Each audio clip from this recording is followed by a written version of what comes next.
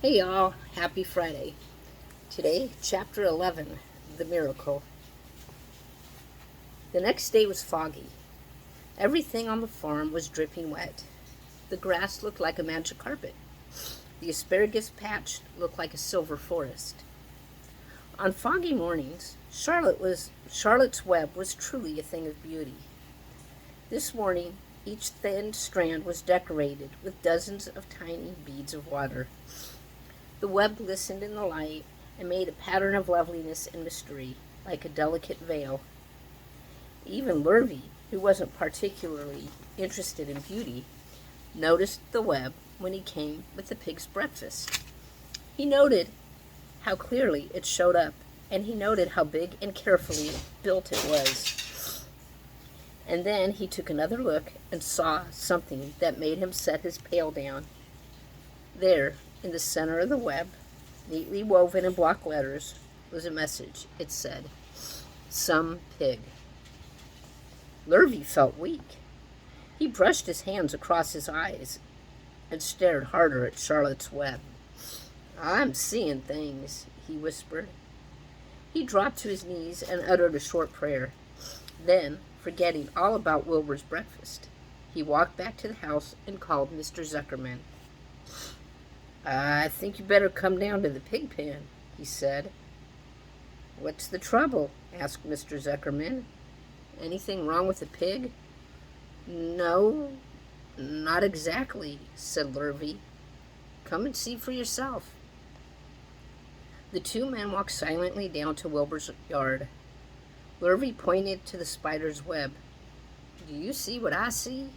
he asked. Zuckerman stared at the writing on the web. Then he murmured the words, "Some pig." Then he looked at Lurvy. Then they both began to tremble.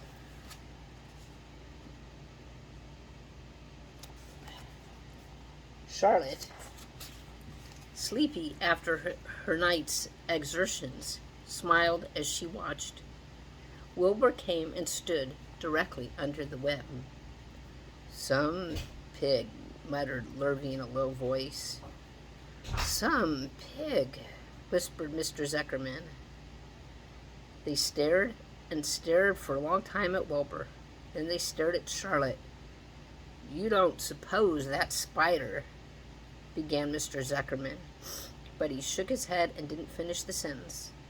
Instead, he walked solemnly back up to the house and spoke to his wife. "Edith, something has happened," he said in a weak voice. He went into the living room and sat down, and Mrs. Zuckerman followed. "I've got something to tell you, Edith," he said.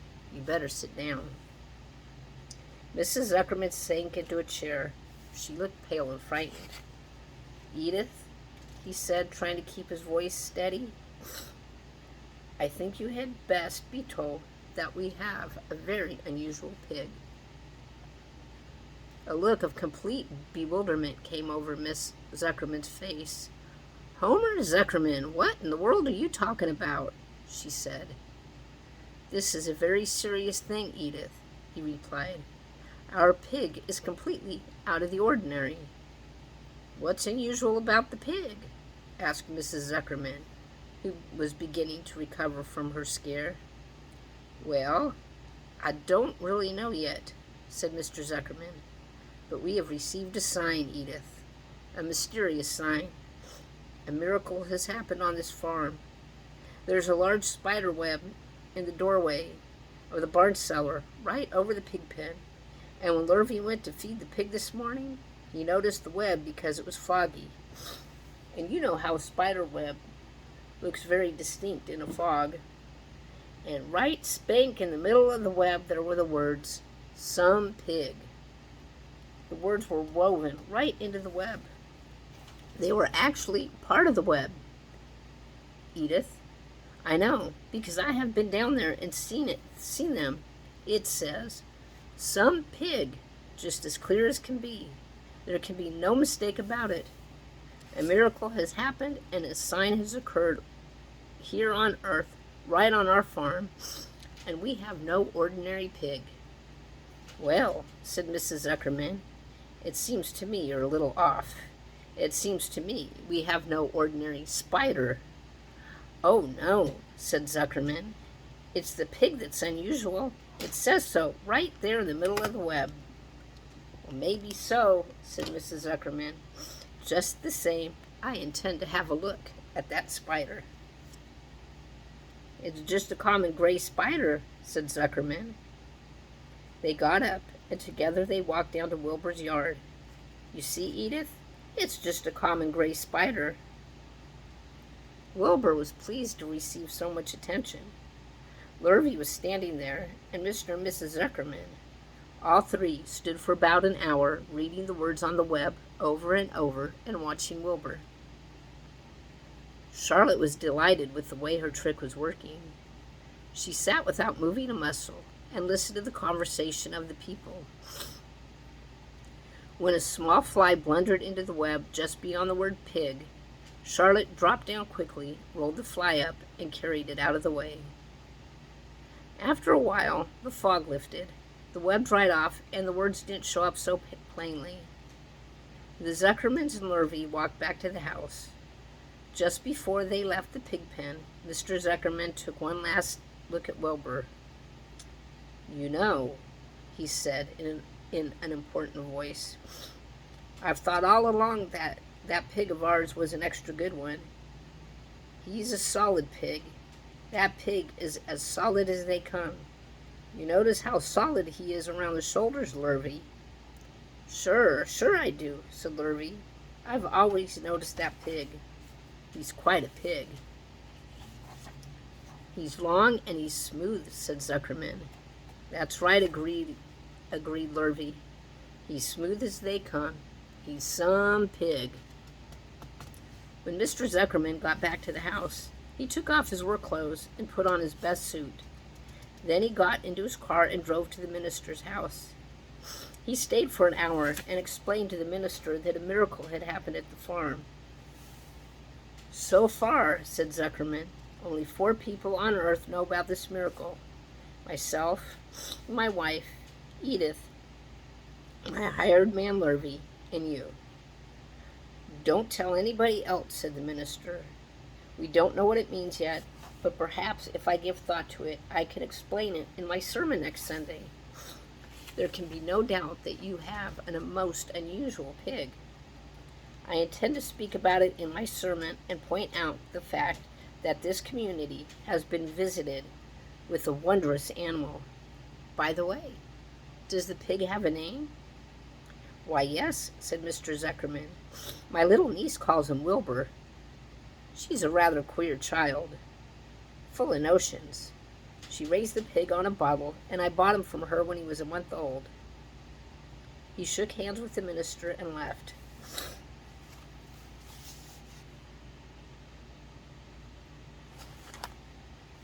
Secrets are hard to keep. Long before Sunday came, the news spread all over the country. Everybody knew that a sign had appeared in a spider web on the Zuckerman's place. Everybody knew that the Zuckermans had a wondrous pig. People came from miles around to look at Wilbur and to read the words on Charlotte's web. The Zuckermans' driveway was full of cars and trucks from morning till night. Fords and Chevys and Buick, Roadmasters and GMC pickups and Plymouth and Studebakers and Packards and DeSotos with gyromatic transmissions and Oldsmobiles with rocket engines and Jeep station wagons and Pontiacs. The news of the wonderful pig spread clear up into the hills, and farmers came rattling down in buggies and buckboards to stand hour after hour at Wilbur's pen, admiring the miraculous animal. All said they had never seen such a pig before in their lives. When Fern told her mother that Avery had tried to hit the Zuckerman spider with a stick, Mrs. Arable was so shocked that she sent Avery to bed without any supper as a punishment. In the days that followed, Mr. Zuckerman was so busy entertaining visitors that he neglected his farm work. He wore his good clothes all the time now. He got right into them when he got up in the morning. Mrs. Zuckerman prepared special meals for Wilbur. Lurvy shaved and got a haircut, and his principal farm duty was to feed the pig while people looked on. Mr. Zuckerman ordered Lurvy to increase Wilbur's feeding from 3 meals a day to 4 meals a day.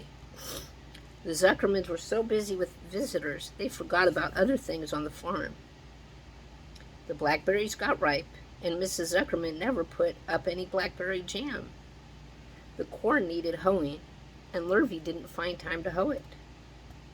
On Sunday, the church was full. The minister explained the miracle. He said that the words on the spider's web proved that human beings must always be on the watch for the coming of wonders. All in all, the Zuckerman's pig pen was the center of attraction. Fern was happy, for she felt that Charlotte's trick was working, and that Wilbur's life would be saved. But she found the barn was not nearly so pleasant. Too many people. She liked it better when she could be all alone with her friends, the animals. So tomorrow we will read chapter 12, A Meeting. Until then, have a good night. Stay safe. Stay well. I love y'all. Sweet dreams.